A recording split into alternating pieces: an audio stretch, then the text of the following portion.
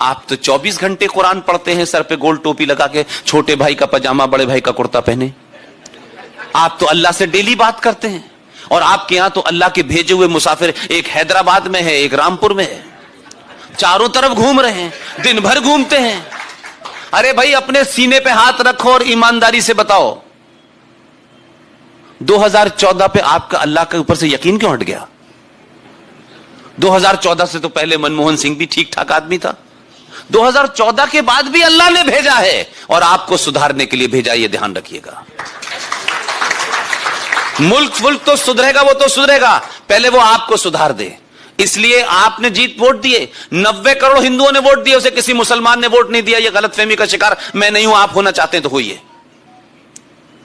मैं तो खुल्लम खुल्ला इस बात को कहता हूं। उसने आने के बाद भी इनका काम पहले किया कि नहीं नहीं, ये ज्यादा गड़बड़ कर रहे हैं, अल्लाह ने कहा है, मेरे बताए रास्ते से उतर गए हैं।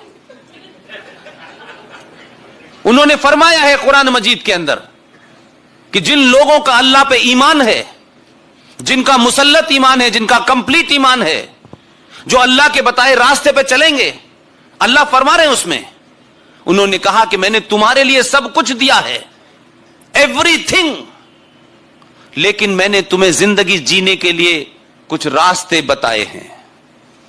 उन रास्तों से अगर तुम उतरोगे तो मैं फिर भेजूंगा किसी को। अब वो भेज दिया है उसने, तो तकलीफ हो रही है। अरे आपको सुधारने के लिए भेजा है, आपको पता ही नहीं है कि 1400 साल में आप किस बीमारी से ग्रस्त हो गए हैं। इसलिए 15 साल की ठीक ठाक ट्रेनिंग गुजरात में देने के बाद दिल्ली भेजा, ताकि गलती ना करे, ठीक से ऑपरेशन करे। कहीं ऐसा ना हो कि सर्जरी में मरीज मर जाए। अभी तक मरा नहीं उसके हाथ से कोई, ठीक ठाक ऑपरेशन कर रहा है। लेकिन कभी कभी कुछ बीमारियां ऐसी आपके अंदर चली जाती हैं कि आप कहते हैं मैं बीमार नहीं हूं। जैसे नशा करने वाले आदमी को आप कितना ठीक करें, उसे नशे की लत छुड़ाने के लिए धीरे धीरे छुड़ानी पड़ती है। एक बार में दवा देंगे तो वो मर जाएगा, इसलिए धीरे धीरे दवा दे रहा है। 370 लिया, 35 पे समाप्त किया।